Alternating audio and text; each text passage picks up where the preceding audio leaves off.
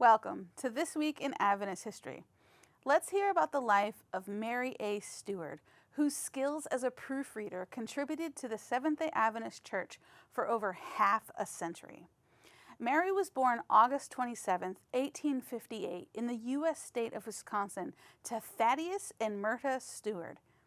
When Battle Creek College, today Andrews University, opened in 1874, the Stewards moved to Battle Creek so Mary could attend. After she graduated, Steward began work at the Review and Herald Publishing House as one of its proofreaders. She worked there from 1880 to 1892. During that time, she worked on at least one edition of the Seventh-day Adventist Yearbook, which is still published today.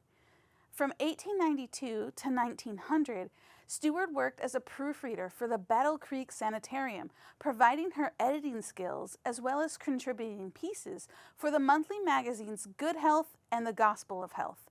Steward also had work published in the Home Missionary, the Youth's Instructor, and the Review. At this time, she also served as treasurer of the Michigan Women's Press Association, which was a professional organization for women living in Michigan who worked as writers and journalists.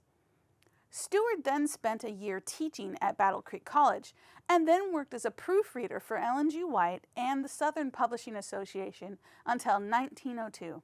She then taught for 2 years at Graysville Academy in Tennessee, and then spent another 2 years working as a proofreader at the Southern Publishing Association.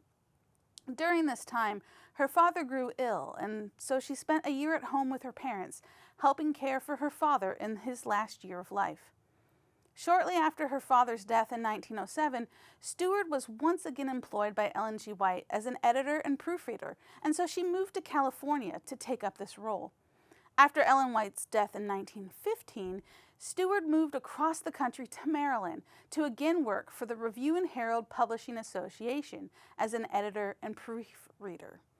During the 1920s and 1930s, Steward was the head of the proofroom at the Review and Herald. She supervised 8 other proofreaders who handled everything from pamphlets produced by the General Conference departments and offices to monthly and weekly periodicals to books. Not only did the proofreaders check for grammatical errors, but they also fact-checked statements, statistics, and quotations as well as making suggestions for better prose. This expertise led to the publication of Steward's book, A Guide to Correct English, in 1930. The book was the official style book for the Review and Herald Publishing Association for some time afterward.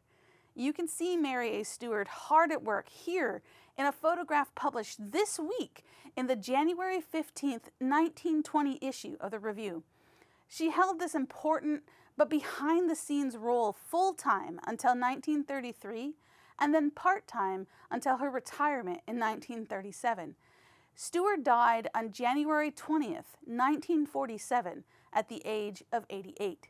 Her story comes from This Week in Adventist History.